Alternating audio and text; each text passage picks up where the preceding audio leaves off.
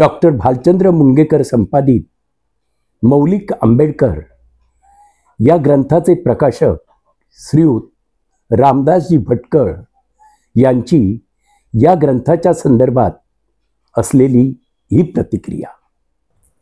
नमस्कार. नमस्कार.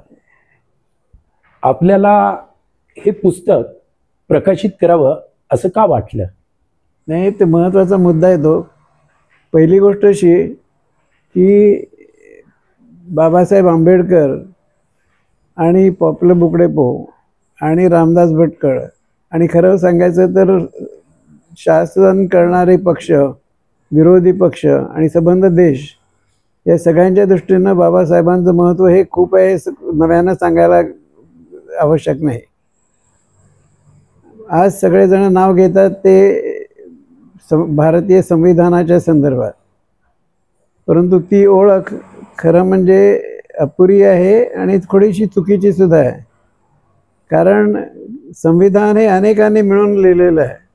त्या तपशिलात मी जात नाही, परंतु अगदी गोपाळकृष्ण गोखलेपासून ज्यांना स्वातंत्र्य हे वैधानिक मार्गानेच मिळवायचं होतं, त्यांच्यापासून ते क्रांतिकारक की ज्यांनी पुढे आपली एकूण धोरणच बदलून संविधानाचा स्वीकार केला, मी तो 1935चा, आणि त्यानुसार ते सगळं आपण म्हणजे देशातील एकूण राजकारणाकडे पाहायला लागलो. त्यात डॉक्टर आंबेडकर यांचं काम महत्त्वाचं जरी असलं तरी त्यासाठी त्यांची ओळख ही महत्त्वाची नाही. त्यांची ओळख महत्त्वाची वेगवेगळ्या कारणासाठी आहे. पहिली गोष्ट अशी की अनेक वर्षापूर्वी, जवळजवळ 50 वर्षापूर्वी धनंजय कीर यांनी जे बाबासाहेबांचं चरित्र लिहिलं ते अजूनही प्रमाण चरित्र मानलं जातं. काही प्रमाणात ते बाबासाहेबांनी पाहिलंही होतं, परंतु ज्या प्रमाणात सावरकरांनी सावरकर चरित्र कीरांनी लिहिलेलं वाचलं तितकं त्यात डॉक्टर बाबासाहेबांनी लक्ष घातलेलं नव्हतं. परंतु तरीसुद्धा ते आणि त्यांचे चाहते यांनी ते तपासल्यामुळं त्याच्यामध्ये त्रुटी फार कमी असतील, आणि म्हणून आता अनेक 50 वर्ष जवळजवळ दरवर्षी आम्हाला ते पुस्तक परत परत छापावं लागतं आहे. म्हणजे हा त्याचा एक व्यावहारिक मुद्दा झाला. त्याशिवाय डॉक्टर बाबासाहेब आंबेडकर यांच्यावर अनेक पुस्तकं लिहिले गेलेली आहेत.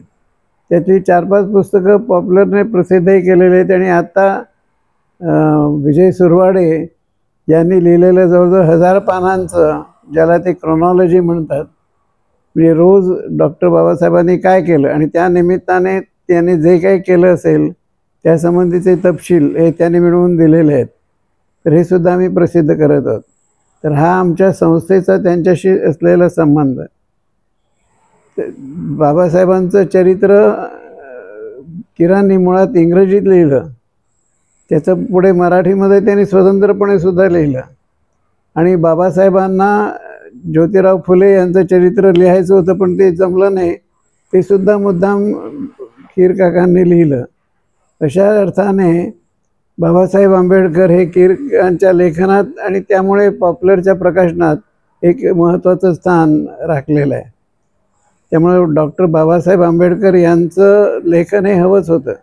आता मी जे म्हटलं की त्यातलं संविधान हा एकच भाग आहे, परंतु 1917 साली त्यांनी कोलंबिया युनिव्हर्सिटीमध्ये त्यांच्या MA जो प्रबंध लिहिला त्याच्यामध्ये जातीव्यवस्थेबद्दल तपशिलात लिहिलं, आणि त्यांनी ती जात व्यवस्था कशी मोडून काढावी हे त्यावेळेला सांगितलं. त्यानंतर अनेक वेळेला त्यांनी अनेक महत्त्वाच्या गोष्टींवर आपलं भाष्य केलेलं आहे, म्हणजे लेखन तरी केलेलं आहे किंवा त्याबद्दल ते भाषण तरी केलेलं आहे. त्यांनी सहसा इंग्रजीत लिहिलं, म्हणजे हजारो पानं लिहिलेली आहेत, आणि ती महाराष्ट्र शासनानं collector works of doctor Babasaheb Ambedkar याच्यामध्ये अनेक खंडामध्ये प्रसिद्ध पण केलेली आहेत. परंतु ती सगळी उपलब्ध आहे ती इंग्रजीमध्ये, तर ती मराठीत असणं हे आवश्यक आहे. मराठीमध्ये कीर काकांचं चरित्र आहे, त्यानंतर खैरमोडे यांनी लिहिलेलं अनेक खंडातलं चरित्र आहे, BC कांबळेंचं चरित्र आहे, अनेकांची आहेत. परंतु त्यामुळे बाबासाहेबांच्या बद्दल कळतं, पण बाबासाहेबांनी स्वतः काय म्हटलेलं आहे हे समजून घेणं आवश्यक आहे. मी स्वतः माझ्या 70ला आल्यानंतर गांधी आणि त्यांचे विरोधक या विषयावर प्रबंध लिहिला आणि त्यात ते विरोधक निवडले. त्याच्यामध्ये एक सावरकर आणि एक आंबेडकरही होते. त्या निमित्तानं जवळजवळ त्यांचं सर्व लेखन मी त्यावेळेला एकदा तरी नजरेखालनं घातलेलं आहे. परंतु त्यावेळेला हेच जाणवलं की पहिली गोष्ट अशी की ते त्या वेळेनुसार ते बोललेले आहेत. म्हणजे त्यामुळे ते संबंध याच्यातनं आपल्याला अनेक विसंगती दिसतात, परंतु त्या महत्त्वाच्या आहेत. आणि प्रत्येक राजकारणी हा त्या वेळेला ज्याची गरज आहे ते लक्षात घेऊन बोलत असतो. आणि इतकं असूनही जरी एकूण गांधींच्या विरुद्ध बाबासाहेबांनी अनेक वेळा भूमिका घेतली असली तरी एकूण तात्विकदृष्ट्या त्या दोघांमध्ये साम्यसुद्धा मला बऱ्याच ठिकाणी आढळलं. आणि जे ते 2 विरोधक मी निवडले होते त्यात सावरकर यांना जरी आंबेडकरांबद्दल विशेष प्रेम असलं तरी मला तरी गांधी आणि आंबेडकर यांच्यामध्ये अधिक साम्य दिसून आलं. पण तो मुद्दा वेगळा. म्हणजे मी गांधी अभ्यासक या दृष्टीनं सगळ्या गोष्टींकडे गांधींच्या नजरेनं पाहतो. पण हे जरी असलं तरी जिथं त्यांचे मतभेद झाले, उदाहरणार्थ सेपरेट इलेक्टोरेट्स म्हणा किंवा धर्मांतर म्हणा, या बाबतीत त्यांचे मतभेद होते, पण ते खरे म्हणजे नव्हते. याचं एक कारण असं की गांधींच्या आयुष्यात बौद्ध धर्मापेक्षाही जैन धर्माला अधिक महत्त्व आलं, ख्रिश्चन धर्माला अधिक महत्त्व आलं. तरीसुद्धा त्यांच्या सर्व धर्म समभाव या दृष्टिकोनातून आणि त्यांनी जे बुद्धाचं चरित्र इंग्रजीत वाचलेलं होतं त्यावरून त्यांच्या विचारसरणीमध्ये बुद्धाचा आणि बौद्ध तत्त्वज्ञानाचा खूप मोठा परिणाम आहे. बाबासाहेबांसारखं त्यांनी मुद्दाम बुद्धाचं नाव घेतलेलं नसेल, परंतु मला तर असं लक्षात आलं की 1920-22 नंतर बाबासाहेब जेव्हा राजकारणात उतरले त्यावेळेला काही काळ ते ब्रिटिशांच्या बाजूने होते. म्हणजे हिंदुस्थानामध्ये ब्रिटिशचे मुख्य प्रवाह होता, तर काही प्रमाणात गांधी हा सुद्धा एक मुख्य प्रवाह होता. म्हणजे मी नेहमी म्हणतो की while the British in India reigned, it is Gandhi who really ruled over the minds of the people. आणि त्या दृष्टीने हे दोन्ही मुख्य प्रवाहच होते. पुढे राऊंड टेबल कॉन्फरन्सच्या वेळेला त्या दोघांचे विरोध एकमेकांशी होते, परंतु तरीसुद्धा एका दृष्टीनं पुना करार हा त्यांच्यातील समन्वयाचा एक उच्चांक होता. आणि त्यानंतर पुन्हा ते व्हायसरॉय काउन्सिलमध्ये गेले तेव्हा पुन्हा त्यांनी गांधी विरोधी भूमिका पत्करली. तरीसुद्धा कॉन्स्टिट्युएंट असेंब्लीमध्ये आणि कॉन्स्टिट्यूशन कमिटीमध्ये ज्यावेळेला डॉक्टर बाबासाहेब आंबेडकर यांना गांधींच्या सांगण्यावरून घेण्यात आलं त्यावेळेला त्यांनी जे भाषण केलं तेव्हा त्यांनी अत्यंत स्पष्टपणे सांगितलं की मी इतके दिवस काँग्रेसला विरोध केला, परंतु आज आपल्याला सगळ्यांना एकत्र काम करायचं आहे. आणि ते त्यांचं भाषण हे अतिशय महत्त्वाचं आहे. तर असे वेगवेगळ्या विषयावरील जे त्यांचं लेखन आहे ते लक्षात घेणं हे अतिशय गरज आहे. पाकिस्तान और पार्टिशन ऑफ इंडिया और पाकिस्तान किंवा ॲनिहिलेशन ऑफ कास्ट असे अनेक त्यांचे जे भाषणं आहेत ती सगळी लक्षात घेतल्याशिवाय आपल्याला हिंदुस्थान समजून घेता येत नाही. आणि या दृष्टीनं डॉक्टर मुणगेकर हे एक फार मोठे विद्वान आहेत. ते अर्थशास्त्राचे विद्वान आहेत आणि शिक्षणशास्त्राचे आहेत आणि आंबेडकरांच्या लेखनाचे आहेत. म्हणजे या तिन्ही बाबतीत त्यांचा हात धरणारा कोणी नाही. किंवा त्यांनी द इसेन्शियल आंबेडकर नावाचं एक पुस्तक इंग्रजीमध्ये तयार केलं आणि ते अतिशय यशस्वी झालं. त्याचं मराठीत उपलब्ध व्हावं अशी त्यांची इच्छा होती आणि आमची इच्छा अशी होती. आणि त्यामुळे पुढे आम्ही त्याचा अनुवाद करून घेतला आणि मौलिक आंबेडकर हे नावही त्या अनुवादकर्त्यांनाच सुचवलं. तो अनुवाद केला हा अनघा लेले या विद्वानबाईनं. हे सोपं नव्हतं. आंबेडकरांचे त्या वेळी वापरलेले शब्द त्याचे योग्य ते शब्द प्रतिशब्द शोधून काढणं, परंतु ते सगळं मुणगेकर यांनी स्वतः तपासलं आणि त्यामुळे आज या पुस्तकाचं महत्त्व झालेलं आहे. आणि मला असं वाटतं की आतापर्यंत जसं केर काकांच्या आंबेडकर चरित्राला प्रतिसाद मिळालेला आहे आणि जवळजवळ दरवर्षी आम्हाला त्या पुस्तकाची नवीन आवृत्ती काढावी लागते. आवृत्ती मी शब्द जाणीवपूर्वक वापरला कारण मृत्यूपूर्वी कीर काकांनी त्याच्यात थोडी भरसुद्धा घातलेली होती. त्यामुळे अगदी मुळात ते प्रसिद्ध झाले त्यापेक्षा हे थोडंसं वेगळं आहे.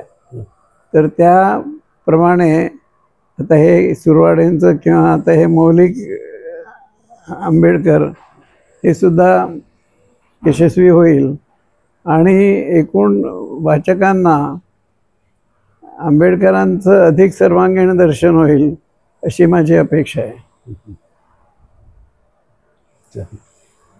आपल्याला या पुस्तकाचं जे महत्त्व वाटतंय त्याविषयी थोडक्यात वेगळ्या पद्धतीने म्हणजे याच्यात काय काय समाविष्ट करण्यात आलेलं आहे जे इतर पुस्तकामध्ये नाही आहे. हे पुस्तक ज्यावेळेला करायचं ठरलं तेव्हा साहजिकच त्यांचं इंग्रजी पुस्तक आम्ही पाहिलं आणि त्याच्यामध्ये मी पाहिलं की जात आणि अस्पृश्यता, जातीव्यवस्थेचे अर्थशास्त्र, हिंदू धर्माचे तत्त्वज्ञान, मानवी अधिकार, विशेषतः बाबासाहेबांनी जे दलित वर्गासाठी काम केलं त्यासंबंधीचे त्यांचे विचार आणि त्यांनी अर्थातच धर्मांतर हा एकच मार्ग सांगितला.